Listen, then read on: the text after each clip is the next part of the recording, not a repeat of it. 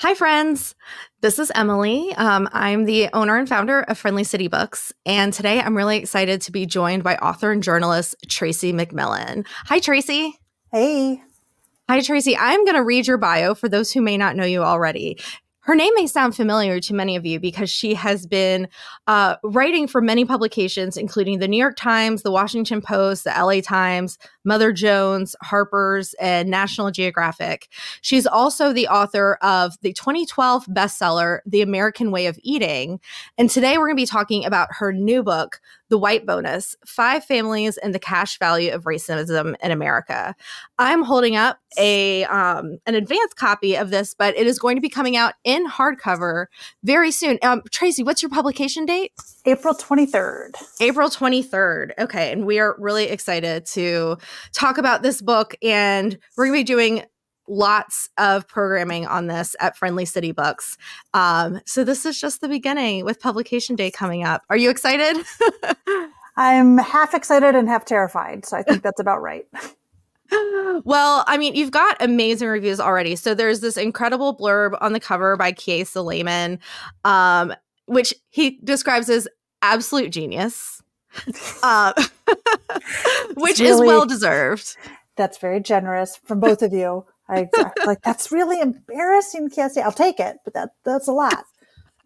Yeah, and not only to embarrass you further, it's literally on the front of the book. But no, it's great. It's so great. I really so enjoyed reading this book, and I'm really blown away by what you've done and how vulnerable you are about your own background and your own acknowledgement of what the white bonus is. But before we get started, I would like to actually ask you to define that in your own words for the reader who might not be familiar with this already. Right. Absolutely. So the white bonus is any sort of cash benefit that sort of you've gotten in part because you were white, right? So this is not a social science proof of all white people, but it sort of says, okay, like white privilege has a financial element to it. I'm going to call that a bonus. And so the way that I sort of measure it, right, is I say, well, how much money have you gotten from your family since you left home? And how likely is it they would have had that money to give to you if they weren't white? So that's sort of a family bonus. And then you add that to a social bonus. And so the social bonus is sort of what you out in the world get when doors are open for you, opportunities are given to you, in part because you're white. So that would, be employment discrimination, right, is a great example of that. And so sort of trying to game out, like, what's the cash value of that, right? So when you add those two things together, right, that becomes sort of an individual's white bonus. Yeah. And this is, I think, such an interesting and needed way to approach this topic, because the word privilege is so nebulous, and it's become very vague and hard for people to really pin down, what does that mean, which has made it really easy to say, well, it just doesn't exist because it's so hard to define, or it's different for every person. And what I think is really unique is that your book is saying, no, actually it's money. There's real money. Right. Well, I think, privilege brings up all these feelings and these things about who am I and how am I? It sounds like it's more about how you were treated in an interpersonal reaction in a lot of ways. Whereas I think for me, the useful thing about the white bonus as an exercise was, well, let's just be really concrete about this. Is there money involved here? That changes hands because you're white, right? Does that actually improve your life? For me, it also, doing this work also shifted some of the ways that I think about racism, right? Because I think, a lot of people, I was raised to be colorblind, and think about the world in those terms. And once you're sort of looking at the white bonus, I'm like, I get a little abstract. I'm like, would racism matter if money wasn't tied to it? Would it just be sort of I dislike this person for some stupid reason, right? And then if there wasn't a material result of that dislike, how important would it be? So for me, I think really thinking through money and power and how those get apportioned on the basis of skin color in our country, for me, it's been really sort of transformational. Yeah. And I think you do such a great job setting the stage for this conversation and the introduction to your book. It's beautifully written. And I love this metaphor that you use of the American dream, like trying to ford a river or cross a river. And we don't actually all have the same starting point. We're all trying to get to the other side. You know, we have that in common with each other. We're all trying to get ahead, but we may not start from the same place, or our passing may be easier or more difficult based on various factors that are outside of our control. And I thought that visual description really helped bring this concept to life, because I think the first thing I always hear when I'm having a conversation with other white people about privilege is, well, I had a hard time too. So right off the bat, we are acknowledging everyone has had something to overcome, but everyone has also had different things to overcome. Absolutely. I mean, for me, the sort of idea of crossing the river came up because I was like, the more that I look at this, sort of all this research on racial inequity in this country, it just seems like, not just that like racism holds like people of color down, right? Or takes something from them or denies them something, but that it's really giving something to white people and buoying us up. Like that for me was sort of the reason for the river, is because, it's not like you get an easy life because you're white. It's just that you have like water wings given to you of some scale, right? Like some white people get really big ones, some white people get really little ones, right? We always have like a little something to sort of go along with. And for me, that also really changed how I thought about stuff, because it turns out, the more that I looked at my life and tried to measure this stuff out, my family certainly gave me some money, right? And so like over the course of my life so far, right, it's been about $146,000, right, adjusted for inflation, so on and so forth. And I was like, okay, like that is a bigger number than I was expecting, because I mean, and I write about this in the book, right? Like I've gone through periods of being estranged from my family. I've been on my own since I was 19, right? The support has been real minimal in a lot of ways. But the dollar amount for the advantages I got out in the social bonus, like once I was out in the world, is actually much larger, right? That's like over $250,000. Yeah. Yeah. So it comes in these two different ways. So how did you land on this concept, and like what led you to this idea? Yeah. So, I didn't come to this idea very easily. I sort of stumbled into it a little bit. The way a lot of people stumble into big projects, right? It was really for me in 2016, sort of looking around and watching the conversation around race and class, and particularly around whiteness in class, and just being like, I'm not really down with J.D. Vance. Like I care about poverty, but like hillbilly elegy is not the way to talk about this. And we need a better way to do it. And then I would try to go out and do that and talk to people. And I felt like I just kept falling all over myself, right? So I would sort of stumble around trying to talk about race and class at the same time. And I would just feel like I was either slipping into downplaying sort of the existence of white advantage, which is real, or I was having to downplay sort of how hard it is economically in this country for most people, whatever their color, right? And I wanted some way to get at that. And so, I stumbled around probably 2-3 years trying to figure out what is the way to get around this problem of not being able to talk about race and class at the same time. And the best thing I could think of is I was like, well, if we can measure something and make it concrete, right? If I can look at what does white advantage really get me, then that also means I can open up this conversation about what I don't get, right? And I think, I'm a big fan of Heather McGhee's work in The Sum of Us and sort of talking about what the cost of racism is to all of us, right? But like, particularly as a white writer, I don't really feel like I can talk about what that cost is if I'm not honest about what I got in the first place, however big or small it was, right? Mm-hmm. And then as I write about this in the book, right? Because my mother, died because we don't have a strong public healthcare system, right? And that's a cost of racism, right? So there's definitely real costs. And then for me, right, the question that ends up asking is even more interesting than like, what is whiteness worth?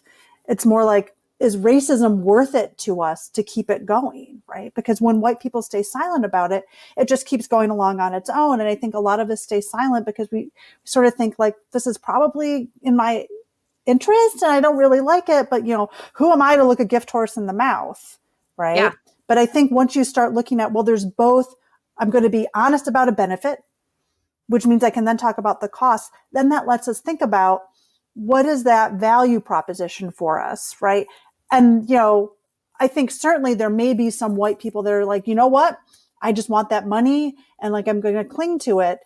And, I feel like then that gives us a real honest picture about who we are, right? As people and as a country, if that's where most people fall. I don't think most people fall in that direction. I think most of us, and certainly from my reporting, right, suggests most white people would be better off, right, if we just had a strong social safety net and had strong collective institutions as opposed to trying to figure out who deserves what.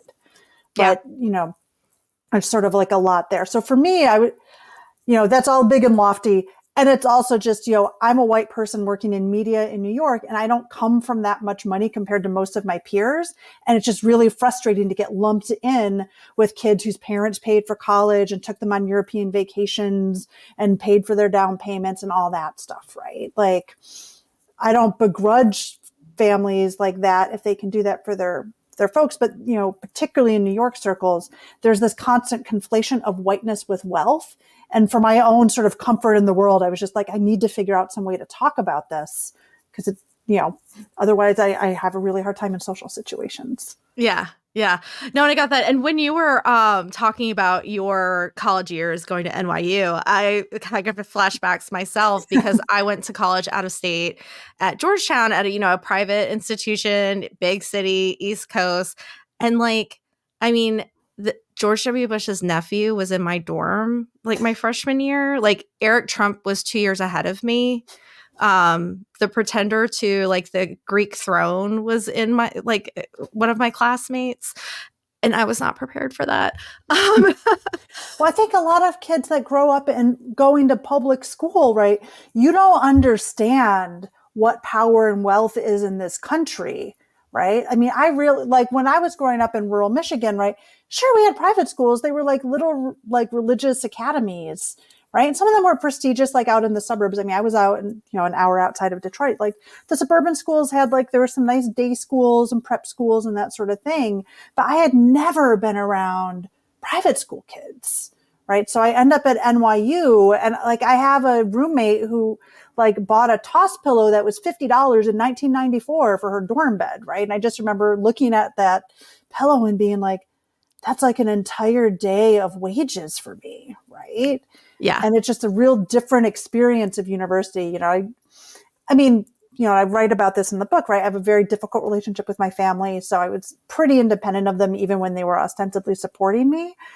But I was just I don't understand how people are not working already. I'd never been around people who didn't work, or whose parents didn't work or didn't have to, all these kids that were just, all they did was go to classes and they were having fun in college. And, it took me a while to figure out. I was oh, that thing about college being fun, that's if you don't have to work during it. Because it was really hard, right? For me, it was really hard. Yeah. And so I think it's so powerful that in your book, you interweave these narratives from your own background and then from others who you bring in to illustrate your point. So it's, even though we talk about, the cash value in this, economic model, it is much more than a qualitative quantitative read. It is also, there's a lot of qualitative information that makes it a really engaging narrative. Narrative nonfiction, creative nonfiction is my personal favorite genre. So I really enjoyed reading this for all of the work that you were doing and also taking us along with you in this journey. And so can we talk a little bit about the people who you interviewed? I definitely want to talk about the people from Mississippi, but do you want to introduce everybody before we go down that rabbit hole? Sure, I would be happy to. So in chapter 2, my subject is a millennial nurse in Pittsburgh named Katrina Rechtenwald. So I met her through her union, SEIU, and she ended up being really interesting because she lets me sort of take folks through sort of the Rust Belt switch from industry to services and healthcare and education, that sort of stuff. As well as really study the history of unions. Her dad was in a construction trades union in Pittsburgh, which actually had a very long history of segregation and racism in it. So it was interesting, right? Because Katrina didn't grow up with a whole lot of money, But like her family's story of itself was that, things got stable when her dad got his union card, right? And so that was the white bonus, right, for her family, right? Because that was a job he inherited and so on and so forth. So I really enjoyed that. And also Katrina and her best friend Jasmine, who's a Black woman, right, are just a delight to spend time with and sort of talk to about sort of how they look at race and class. And then in chapter 4, right, it's the Mississippi chapter. So that's two millennial sisters who I call the Beckers, Lindsay and Marianne. And so their family kept them in the Hattiesburg Public School District, even as it was becoming, I think at last check, it was 98% Black, right? So really interesting, right? I think we usually think of the South and segregated schools and like white people taking their kids out of the public schools, which certainly, I document this in the book and build a data set, like that definitely happens. But this is the story of like a white family that stayed in the public schools and what kept them there, what made it work for them, and when it didn't work for them, right? Mm-hmm. And then in chapter 6, I deal with Jared Bundy, who's a fascinating guy, was like a lower middle class kid outside of Waterbury, Connecticut in the 90s. And, was a skateboard kid and got sort of mixed up with some rough kids and decided to go to school and sell some LSD out of his backpack, right? So he gets caught. So he's arrested on school grounds for selling drugs. This is in the 1990s, right? So height of the drug war. When he finishes suspension, he comes back and threatens the snitch, who snitches again.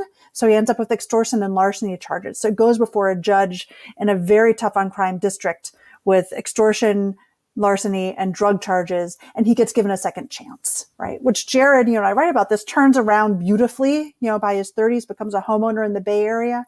And there, right, he's able to benefit in some ways from the property tax system out there, which was changed significantly in the 70s because there was like a white-led movement to sort of lower property taxes, which also meant defunding public education. So you see, and we game this out, right? So Jared saves about $11,000 a year in property taxes because of that tax change.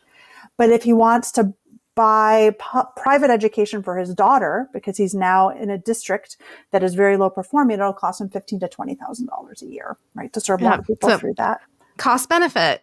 Right. Cost benefit, right? So just an interesting way to start thinking about these things. And then the last person I profile is a boomer woman named Barb Nathan Katz.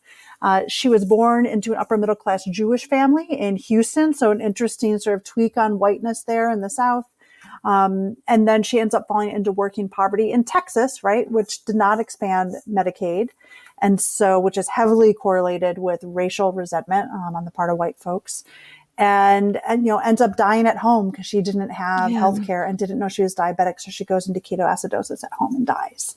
Yeah. And so sort of is paying kind of the ultimate price, right, for letting racism continue. Yeah. Medicaid expansion is actually a hot topic right now in Mississippi with the state legislative session. And there's a potential compromise, but it's a pretty weak one. And it's something that, I mean, is long overdue. Because people's lives are literally at risk if we don't do this. So thank you for giving us that overview of everyone who's involved in the book. But of course, I really want to talk about the Mississippi chapter.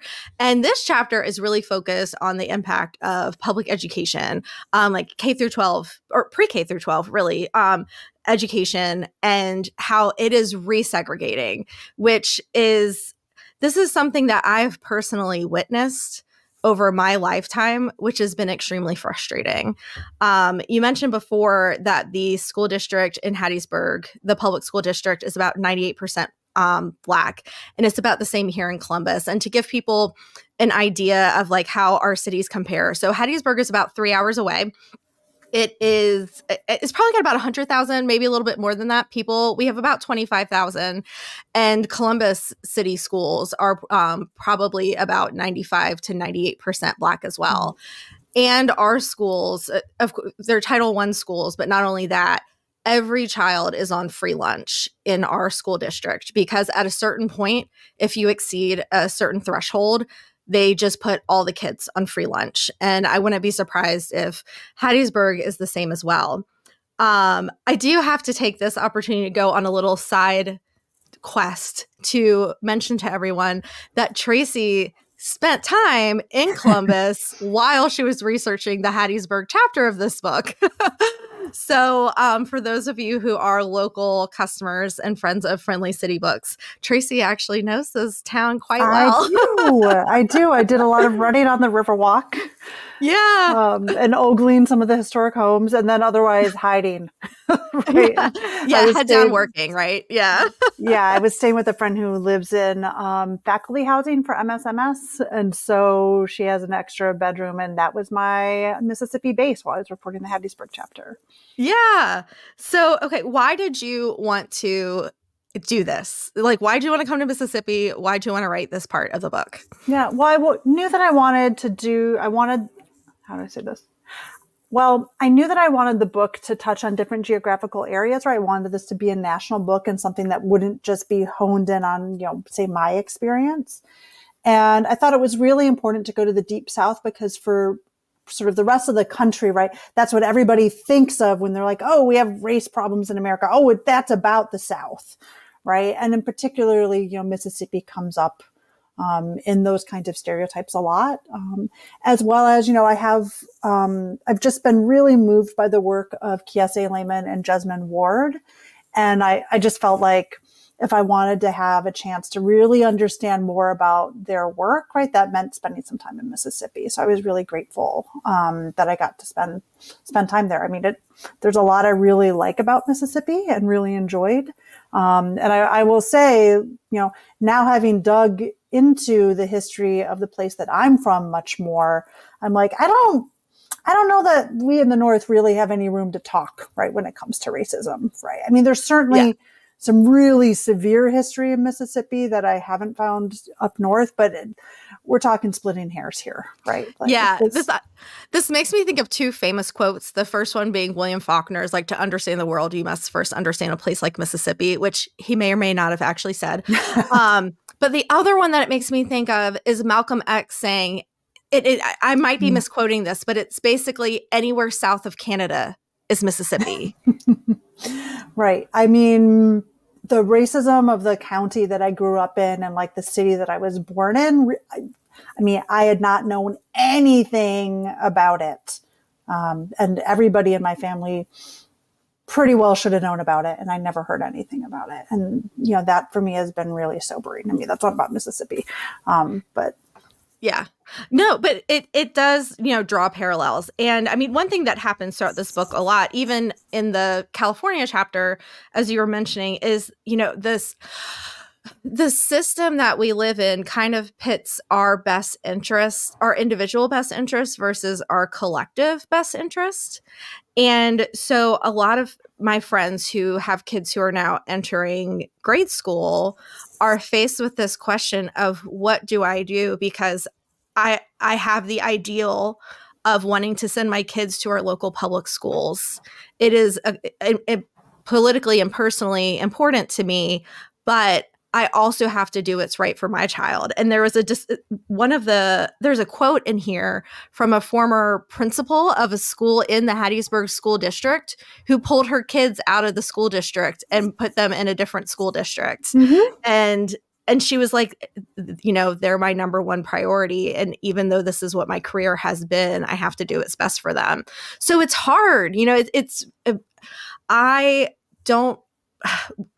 don't want to trade places with anyone who's making this decision. I get it. But it made me reflect on my own because when I was growing up, I remember, so I went to Catholic school for pre-K and kindergarten, pre-K, went to public school for kindergarten, and then went back to private school, Catholic school for first, second, and third grade. And I was miserable. So I finally talked to my mom into letting me go to public school where I had more friends and ended up going to public school for the rest of my elementary, junior high school. But I remember in my private school, there was one Black kid in my class. And we didn't have gifted in the private school, but when I got to public school, that was the cool thing, was to be able to get in the gifted program. And reading your book, you talk about the gifted program and how this has actually been a vehicle for racism and segregation as well, which kind of hit me right in the heart because for me, it was this incredible opportunity. But anyway, so what were some other things that like you learned about public schools or like any quirks of schools in Mississippi that you didn't expect to encounter?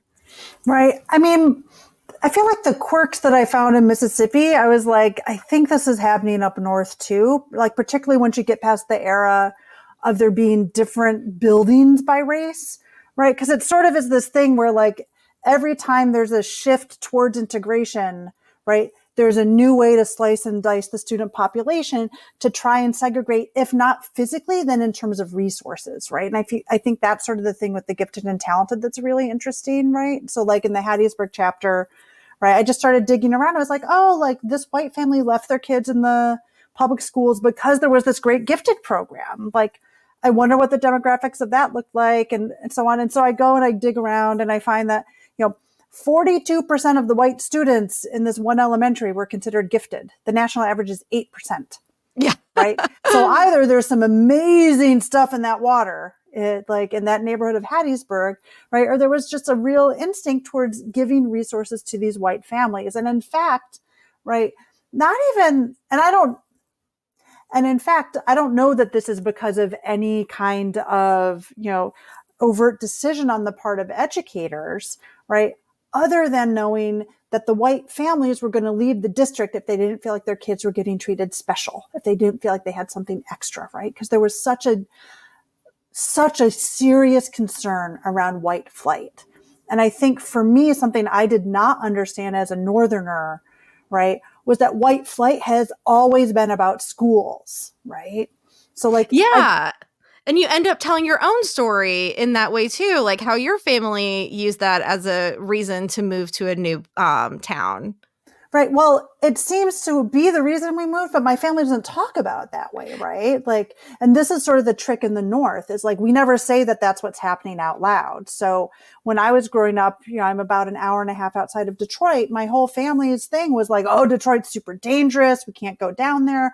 We had to leave the Pontiac area because it's just too dangerous and it's so terrible and the schools are terrible and all this and blah, blah, blah, blah, blah. Right.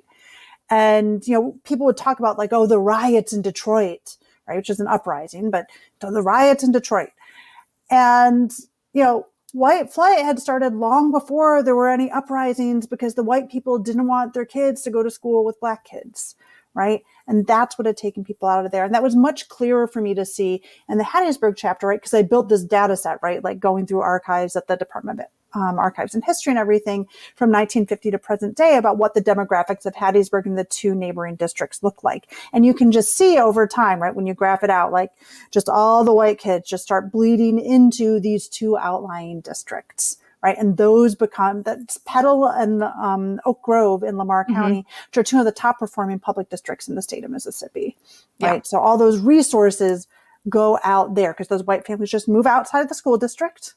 And interestingly, because of the way boundaries are drawn in Hattiesburg, there were big commercial properties in the sort of outlying part of the city that are technically in the limits of Hattiesburg, but are also in one of the counties. And those counties captured all those tax dollars for their schools. And there were like these big legal fights all over Mississippi about this, right? So when these white administrators are trying desperately to keep white students in their schools with gifted and talented programs, right? Some of that's just about trying to preserve the existence of the district. Right. But functionally, what it means is they were like, well, OK, like if we have to let the white families feel special, like to keep them, like we'll do it. Like it's better to spend the money on keeping their kids here than in losing them. Right. Which in the end failed. Right. Like you end up with a district. And I just looked at my data set. It's more like 90% black at this point. It was higher at one point, about 90% black now in Hattiesburg. Right. But that, that's the trade off, right, that folks are making. Yeah. And people use the racial proportion or density of a school as a proxy for a performance and achievement. Yes. That happens. And that, this, I will say, this was an ambitious project. And that was one of the lines of reporting where I was like, I need to dig into this. And I ran out of time. It's probably a whole other book. I'm absolutely sure there's a whole other book written about it. Right. But, I certainly heard in talking to people like this assumption that, well, if it's a majority Black school, it's probably bad. Right. And some of that, right, I heard from Black folks as well, in part because they understood how devalued, right, Black students are and how much more readily officials will cut funding and programs and things like that when they think it's only Black kids that are sort of in there. And the Hattiesburg chapter, I thought, illustrated this in a really interesting way where, right, these are two sisters, 5 years apart. And when the oldest girl starts school, the district still has about 20% white students. And over the course of both her and then her younger sister, 5 years younger, that period, it goes to being not 20% white, but like 3, 4, maybe 5% white. So by the time Marianne gets into high school, she's one of 2 white girls in her entire class, right, at a large public district. And so you see, right, through Marianne's experience, what happens when you start sort of disinvesting from public schools, right? Because I will say, I spent time with Marianne. I think she's totally bright and smart and interesting. I really enjoyed her. And, she did not know how to write anything academically when she got into a private university out of state, right? And so she had a very hard time, right, when she got up to school. I think there's always, I had that kind of hard time when I went to NYU, but I had 2 things going for me that Marianne didn't. One, I was not going to go back to my family because that was not a good place for me. So I was going to do whatever I had to stay there. And 2, like at the very least, I could pass for a Northeasterner, right? Like as long as I got like the right clothes, everybody would just assume I was probably from the Northeast, like most of the other students. Whereas the second Marianne started talking, I mean, I'm sure Southerners who've gone out of state, right? You have this experience, right? Yeah. You get talked to like you are dumb and racist the second you sound like you're from the South. And so for Marianne, right, and I really enjoyed getting to talk to her because she's just so pragmatic and honest about this, right? She was just like, I would be in these classes full, it's all white students. They've never spent any time with any Black people, and they would be talking about what Black people think. And she would be like, y'all, there's no Black people here. Like, how do you know? Yeah. Right? And she's like, and I'm the one that's considered racist. Right. So she had like a really hard time with that. And I just, as a public school kid that had gone to a private institution, I identified with her because I also went to like an underperforming school, right? I don't think it was at the level that Marianne was dealing with. But, I talk about a couple other things in that chapter, right? Like Marianne being, in the gifted and talented program or the relatively tracked sort of classes at the high school and taking a class that's supposed to help kids get college credit. It wasn't AP, it was some other local thing. And, they go into the exam and to one of them, none of them knew anything on the text. They hadn't learned anything. She was like, we watch Apocalypse Now for our discussion of the Vietnam War, right? Like that sort of thing. And that sort of, I don't know that happens directly. That kind of divestment does not happen because somebody says, oh, I want to punish Black people. It happens because they say, oh, well, it's just Black kids. We're not going to really bother with that, right? And that sort of willingness to be dismissive of an institution because it's Black kids, right? I think that's sort of where like that comes into play, right? And then any white folks who stay in those institutions, their whiteness can't protect them in the moment, right? But as I write about in the book, right, your family's ability to have an economic cushion, right, can often help make up for that. Yeah. Well, and I had to look up this part of the book because this was one of the pages I dog-eared. So for Marianne, going to a school like, an underperforming school like Hattiesburg High, can be, for a white student, can be seen as a challenge that you've had to overcome and actually support your admission into a private institution, whereas Black students don't get that same benefit. So you don't have that same privilege going in. And I also felt, and I wonder, with Marianne too, when I started to struggle in college, I started to think, are they going to stop admitting students from my high school altogether because I'm having a hard time adjusting here? Oh. And I feel like that probably goes for like white and Black students equally. But when you get that benefit of the doubt and you fail to measure up to, to your surroundings, like then you're like, is it going to penalize everybody? But there's also something else in this paragraph that really stood out to me. And I did not realize that this was actually unique to Mississippi. So apparently less than 1% of white students in America have attended a school that was 90% or more Black. But that is the reality for most of our public schools in Mississippi. And I would have to imagine, like, is not just purely a Mississippi thing. I mean, there've got to be other school districts, because it seems like school districts, I mean, it's very apparent here in Mississippi, but across the country, school districts are resegregating in a different way than schools were segregated before, but it's happening all over again. Right. Well, the peak of integration was in the late 1980s. And after that, we really started to back off from it. So this is totally what happened in Mississippi. Wait a second. Is that true?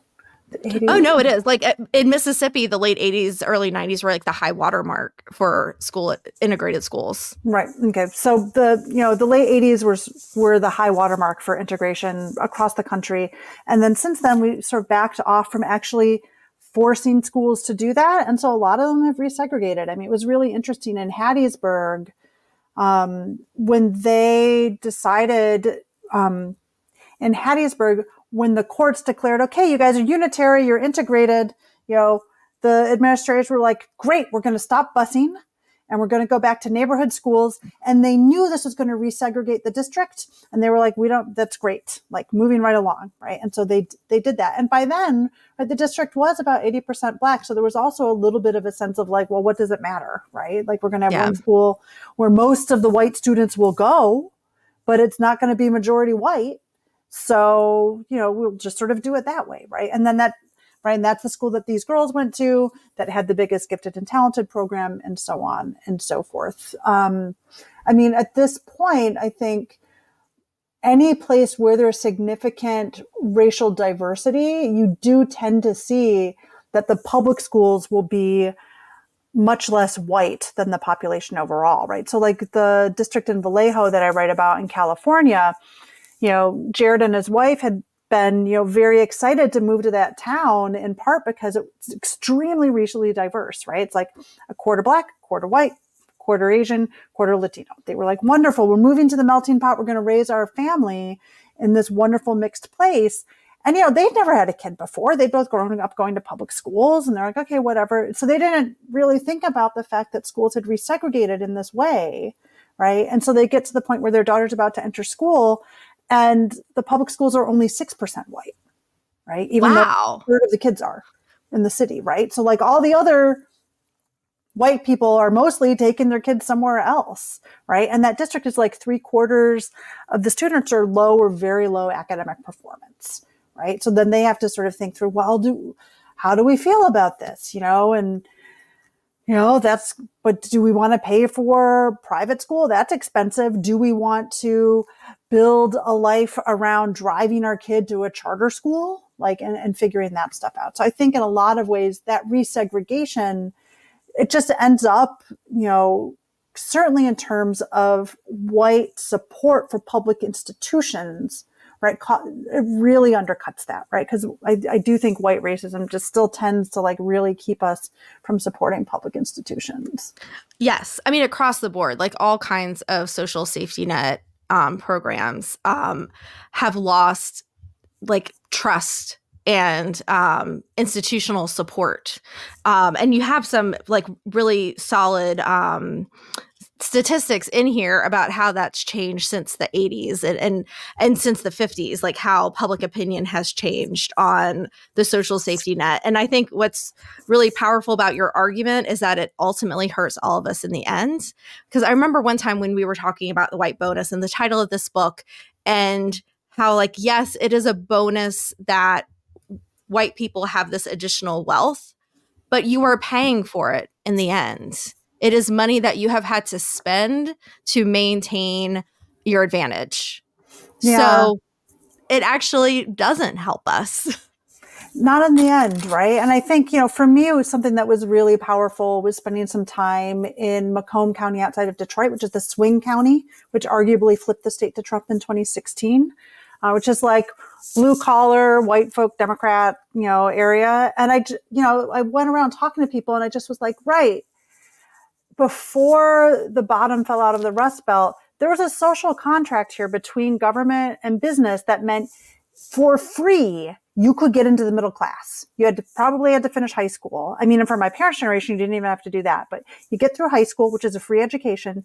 You can walk into a factory, can probably get a job where you'll be able to take care of your family, have some vacation, and be stable, right? And what has happened in the generation since, right, is we've been like, oh, well, you can get into the middle class if you go $100,000 into debt, like at a university and never be able to pay it off because your wages won't reflect it, right? We got rid of that.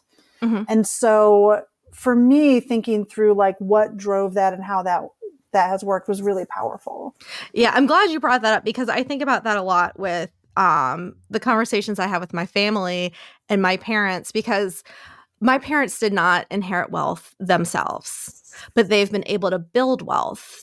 And yes, they have worked for it, but they have also gotten it because the system was created, supported it, especially during the time that, my dad was in a union. My mom was able to, even though she, neither of my parents went to college, but they had tracks into middle class jobs. And, they could buy a house and, there were a lot of ways for them to be able to build wealth that don't exist now. Like, I mean, my dad had this big pension that he, paid into that my mom still is like drawing on.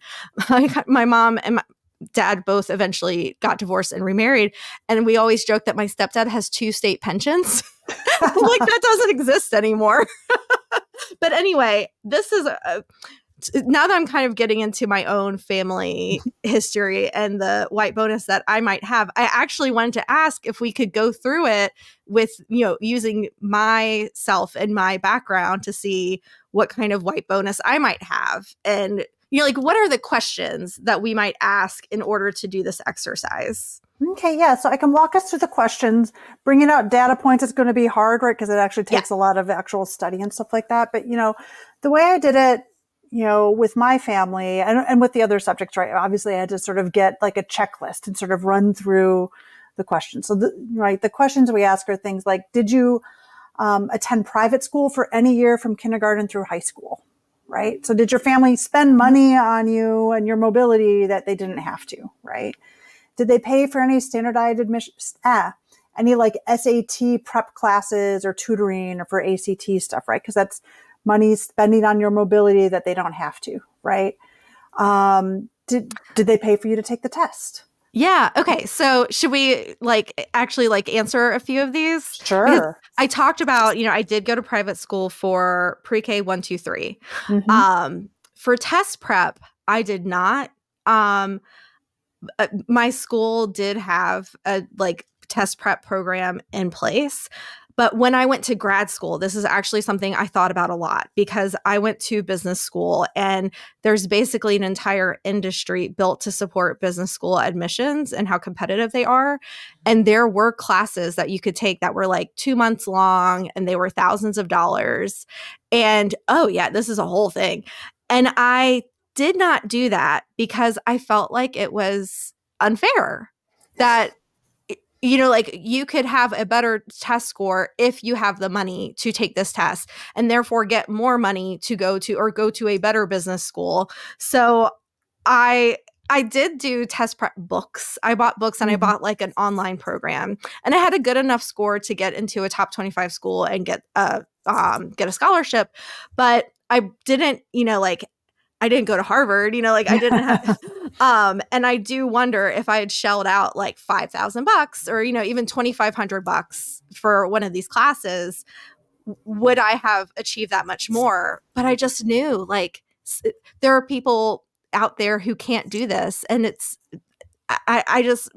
I took the personal hit on that advantage.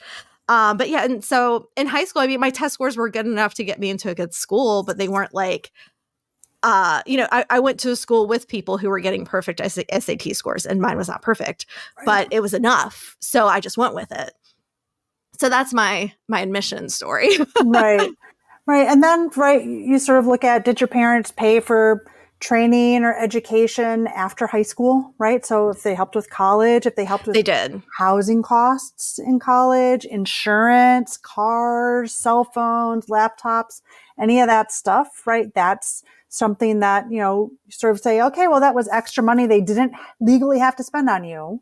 So like all of this, right, is just about coming up with the number, right? And then you work backwards, right, to sort of be like, okay, well, like how likely is it that they would have had that money, right? So you've got student debt.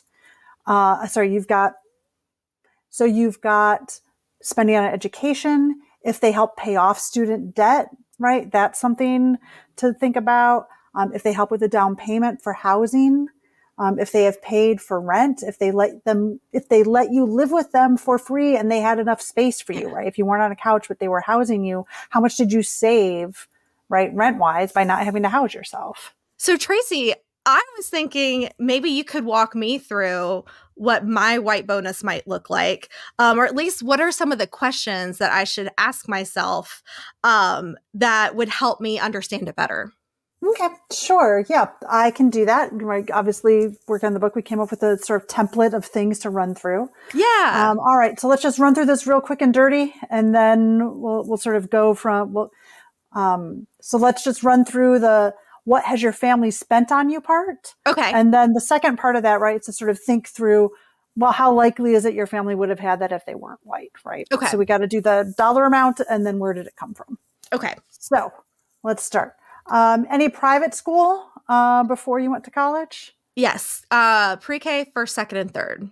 Okay. All right. So that would be money that your folks spent on you. I don't know. Yeah. What it I'll cost, have to ask what it was. I have no idea. But right. And there's data sets. We can help you with that. But yeah. And also the fact that I don't know is probably a privilege in itself. Right. Absolutely. Any test prep, like for standardized tests, college tests? So ironically, most of the test prep that I paid for was for grad school as opposed to college. So for college, my high school had a pretty intensive like test prep program. But when I was going to grad school, I applied to business school, and there is a whole industry around business school admissions. So, there are like 8-week classes that people pay for that cost probably $2,500 to $5,000. And when I was thinking about applying to business school, I really had this kind of like moral dilemma about whether I should do that or not, because I knew I would put myself at a disadvantage if I didn't do it. But I also felt like it was unfair that just because I had $2,500 that I could increase my score so significantly that it could make like a material difference. So I ended up splitting the difference, and I paid for some test prep classes. Like I paid for some online classes and test prep books, and my score was a little bit better, but it wasn't like amazingly better. But I was like, right. Well, like I said, split the difference. Like I'll give myself the same advantage that like anybody who could walk into a bookstore and get a test prep book could do. But doing the like $5,000 classes just felt like a bridge too far. Yeah. And so, since that's out of your pocket, that wouldn't really I did pay for that, but it's not really a family bonus thing. Although, right, you can also start talking about like, well, why do we have such a punitive system, and racism created that? And so now we're in the Hunger Games, but like, that's a whole other podcast. That's a whole other podcast. So test prep, nope. Did your family pay for anything for you about college? So tuition, housing, room board, food, cell phone, laptop, so on and so forth. At first I was going to be like, well, they helped me out with college, but it really wasn't like that much. But then you throw in like phone and laptop, and I'm like, oh yeah, like my parents paid for my phone for a long time, and like my laptop. But they did help me out significantly, not to downplay the tuition. They paid more in for the tuition than I did. It was basically a mix of, I got a need-based scholarship. My parents paid for some of it in cash. I think I took out loans. I have federal loans. I don't have any private loans. And I'm still paying on those federal loans. But, there's a ceiling of how much you can borrow on those federal loans. So my parents paid for the gap, the remainder, so that I wouldn't have to get private loans. And I recognize that is a really big advantage because private education loans is where they really like, that's how people get into serious debt. Right. Absolutely. And this is where, right, like these white bonus calculations, these are back of the envelope estimates, right? Because you would want to be like, well, actually, right, if you got that money without incurring that extra interest, right, then would you be saving the interest, right? Like there's all these things an economist would pick apart, right? But this is more about, let's try and figure out a ballpark number, right? Yeah. And what about housing since you sort of left home? Have you ever lived with your folks for free since then? So there's this little thing called the pandemic in 2020. And so that was the first time I lived with my parents since I was 16. And I ended up living with them for 6 months. And they didn't charge me for it. I hope they don't send me a bill now that I'm talking about it.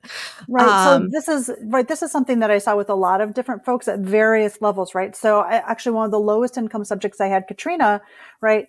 She didn't get any cash money from her parents, but they're like small time landlords, like with like low cost housing. And so they just like would house her for free or very, very little. Right. And so we sort of calculated what the savings were off of market rent for her. Yeah. And I will also say, too, another thing, when you talk about the fringe benefits of college, I think with the fringe benefits of housing, like I bought my own house, but my parents bought me furniture as a gift. And like furniture is not cheap. Right. And then when we start getting into buying housing, right, a down payment, furnishings, things that your parents buy for the house that's sort of an investment or something that you would otherwise have to buy on your own, right? That's a bit of a bonus. Yeah. Let's see what else. And I mean, obviously, cash gifts of inheritances from grandparents, uncles, parents, right? There's that.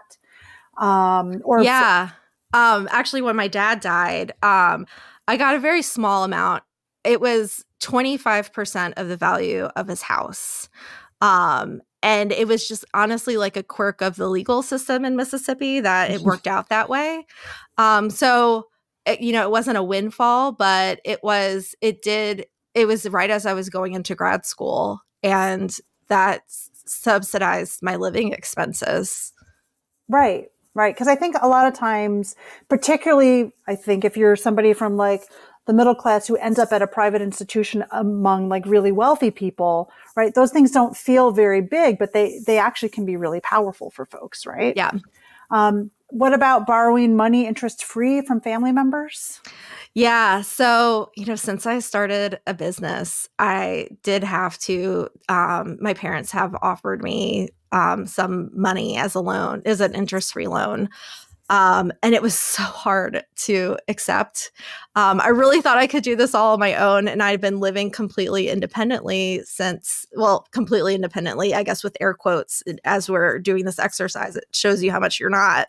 But, up until I started a business, I didn't need money for rent or for the purchase of my first home or for any major situations, but the business has been such a financial obligation that I have gotten family assistance recently. Yeah, and that's something that I think that folks in the business community often sort of overlook. Jason Ford, who's like a tech guy in Austin, actually wrote a really great essay about this like several years ago, where he was sort of like, I feel like I've done this all on my own, but actually, my family gave me, it was like a 6-figure amount of money, right, to start his business and his company, and then he becomes a millionaire, but because he had that loan, right? Yeah. And even if it's not interest free, right, if your family can just give you a loan from their savings and you don't have to go through all the rigmarole and then be on the hook sort of in the credit system for it, right? Like that's huge, right? And then there's a lot of like big one-time expenses, right? So a wedding, right? Oh, not yet. No pressure. Unless someone's listening. Right. Major medical procedures or fertility treatments, right? Because sometimes parents pay for that. Yeah. Vacations longer than a week, right? Like a honeymoon. Graduate education. Pandemic, I guess. Vacation longer than a week. I'm looking here. Graduate education. We talked about investment in business. Talked about attorney services, cash bail or fees, if you have any legal issues. You know what? One example that just came to mind is my mom's accountant did my taxes for me like pretty much every year until I was 30. You know, For free. Yeah. I mean, well, my mom paid her. Right, your mom. Right, but you didn't have to so it's free to me. She was just like, she was like, here's my taxes and here's my daughter's taxes, you know? And I didn't even have to think about it. Right. And like, you know, so here I'm thinking with attorney services, right? More if you get snared with like the criminal justice system, right? Because I have the guy, Jared, right? Where when he's 17, he gets caught with the LSD at school. His dad's able to pay for an attorney for him who knows enough that, you know, Jared ends up getting a second chance, right? So there's that. And then, right. And now, right, now our criminal justice system has gotten so punitive and profit-based, right? That, I mean, if your parents can keep you out of prison, right, you save a lot of money. Like since Jared was in prison, this was just, Jared was not in prison, sorry. Since Jared went through that criminal justice system, the state of Connecticut now charges its inmates for room and board. Yeah. I had no idea until I read that in your book. That blew me away. Right. So you take those sorts of things, right, and you say, all right, how much was it? If you have numbers on it, right, you can tally it up on a napkin. Otherwise, you got to go and do like a bit of work on education cost statistics, the median cost of a wedding, all that stuff. All that stuff is findable, right? And so for the ones I did in the book, we deal with that. And then you sort of say, okay, like, what's the social bonus for your family? Like, where did it come from? Where did your family's money come from? So, and I mean, not just where did it come from? It's more like, is it likely that your family benefited financially from being white? And that's part of why they were able to give you that money, right? So start with, did any parent, grandparent, or grandparent attend college before 1975? No. So that's kind of unique. Yeah. Interesting, right. I mean, for me, right, the answer would be yes. And there's a bunch of literature about how as the student population has gotten less and less white, our willingness to fund it publicly has gotten smaller and smaller, right? So college costs have gone up. So the student debt crisis we see now, part of that is a reflection of white folks not being willing to put tax money into a system for public education, right? That's part of why we have all the student debt now. Okay. Did any parent, grandparent, or great grandparent own their home? Yes. Right. Definitely parents. Not sure about beyond that. Right. And so then if the answer to that is yes, then you start asking questions about, well, is there a racial covenant on their deed? You know, the National Association of Realtors, like, actively promoted racial covenants and segregated housing through the 1950s, right? Housing discrimination didn't even become illegal until 1968, right? And certainly still continues today, right? Because the way that housing discrimination thing gets enforced, right, is individual people suing, right? So you made the law, but then it's up to us to like force people to comply with it, right? It's not like every racist person out there just was like, oh, well, now it's against the law, so I'm done, right? Yeah. Well, you know, I do think about with housing. My mom said she and my dad bought their first house in the 70s during like the worst inflation, you know, like that period of like almost 20% interest rates. And so obviously like that alone put home ownership out of reach for a lot of people, especially disproportionately people of color. Right. Okay. And then what about any parents, grandparents, great-grandparents serve in the military before 1964? Actually, no. No. I take it back. My mom's dad served in World War II. Okay. And so do you know if he had any access to GI Bill benefits or made any use of them? I don't know if he used them. Right. So the GI Bill, right, was sort of the foundation of the American mid-century middle class, right? And a lot of the things from that, particularly the mortgages and the education benefits, almost exclusively went to white GIs, right? The legislation was not written in a discriminatory way, but it was very much, and this was actually Senator John Rankin, right, who's from the South. Yes, from Mississippi, Rankin County, Mississippi. Right. So Rankin was very clear. He was like, we need federal rules can't apply as long as we administer this at the state level, which means we can discriminate. Then we'll go forward with this. Right. So that legislation, same thing with minimum wage in the 30s. Right. That was held hostage by segregationist legislators from the South who said, you can't possibly put minimum wage on the jobs that Black people hold, right? Which is, is a sort of a separate thing. So yeah. that. Any parent, grandparent, or grandparent belonged to a union prior to 1970?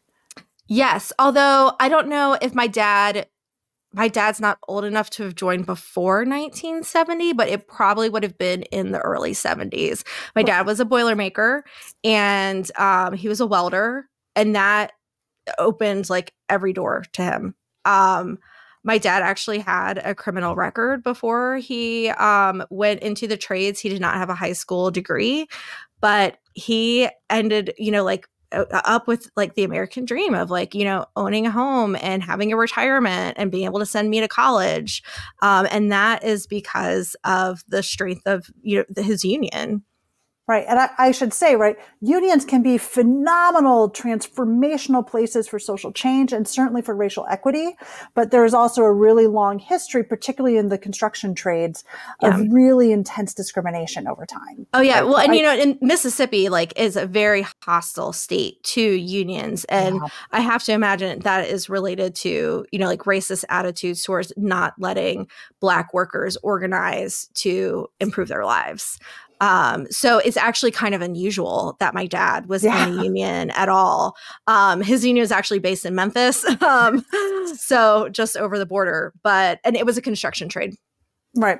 So, so the question about like, did anyone belong to a union before 1970? 1970 is sort of where there was a pretty strong push towards integrating, particularly the construction trades, right? Mm-hmm. If there's a union person, what you would have to do is sort of then go dig out like, well, what was that union's history? Because some unions, right? I mean, there's also a long history of interracial unions, right? So you have to sort of piece that together. It depends. It depends. Did any parent, grandparent, or great-grandparent inherit money, land, business, or other assets more than $3,000? Right. Value in 2023.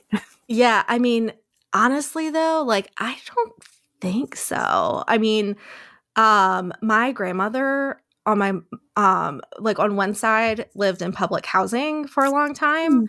My grandmother on my other side, who's still living, is in a nursing home, but doesn't like, she's like on Medicaid, Medicare, Social Security, like all that. So I don't think they or anyone in their before them accumulated a ton of wealth. Right.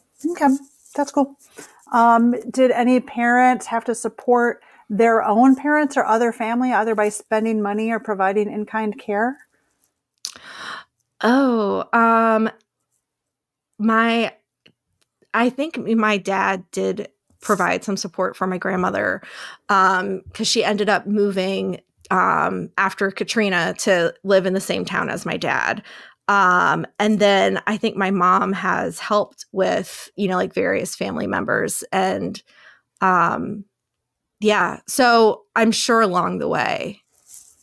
Yeah. Right. So that's like, that question actually is like a little bit inverted, because if the answer is no, right, that often can be tied to sort of having enough financial benefits, right? And pensions and all these things that often correlate with whiteness, meaning that the next generation gets to spend their money on themselves instead of having to take care of the older folks, right? Mm-hmm. So that's sort of the way that would work. So you'd want to figure, so you have to sort of work that out. And then, right, there's also just the question of basic employment discrimination. And so it depends. I'm looking at my list right now. I don't know. You would also want to look at like what the history of discrimination in the particular industry that your parents worked in was, mm-hmm. right? And so sort of looking at, right, because obviously there's a wage gap overall across the economy between Black and white workers, but you would want to often dig into the specific industry because it can be really different, right? So then you would sort of game out like, okay, well, if my dad made $100 a week and he was making always like $8 more than a Black worker, right? Then you would have $8 a week times however many weeks he was working, right? That would be sort of a benefit. But I think what's important to point out is that you can do it, even though we're not going to do that on the podcast.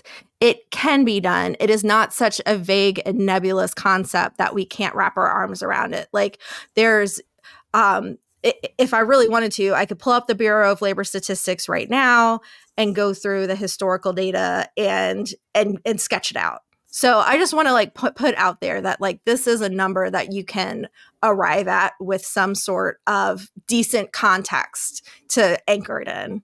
Yeah, absolutely. I mean, and one thing, so a couple of things about that. One, I'm hoping to be able to figure out how to get funding to do a white bonus estimator, right? And actually build something like that online. I think it'd be really powerful. Yeah. And also I'm a complete geek about spreadsheets, so I would really enjoy that.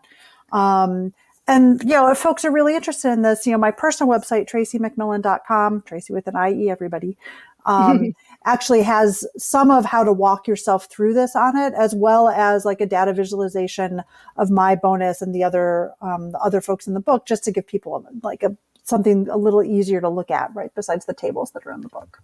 Yeah. So if you would like to do this exercise yourself, check out Tracie's website, traciemcmillan.com. And it's also in the book. So in the back of the book, the white bonus, Tracie has gamed out estimates for herself and all the subjects in the book. There's tons of footnotes for like every statistic that's listed in here. There's lots of evidence backing this up, including lots of like academic studies, lots of like real economic data. So, I mean, I have so many pages of this book dog-eared, and I wish I could read everything that jumped out at me on this podcast, but then you'd basically be listening to the audiobook. Which is available. Yes. Libro.fm if you'd like to get the audiobook. But I think this is one of the most important books of the year. I really think it has the potential to change the national conversation and how we talk about race and how we talk about class and finances and like what the American dream is and what it should be and like what our society should look like. So thank you so much for like making this, Tracie. Like I am really excited to see it get out into the world. Thanks, Emily. You're making me blush. Well, I look forward to having you in person in Mississippi later this year. So everyone stay tuned. But come this fall, we're going to have some programs with Tracie in Mississippi around her book, The White Bonus. But you don't have to wait to get the book. It's coming out now. So get a copy of The White Bonus from us at Friendly City Books, friendlycitybooks.com, bookshop.org, or libro.fm for the audiobook. And Tracie, just thank you so much for spending this time with me today. Thanks for having me. This was super fun. Thank you. All right. Thanks. And to everybody listening, happy reading.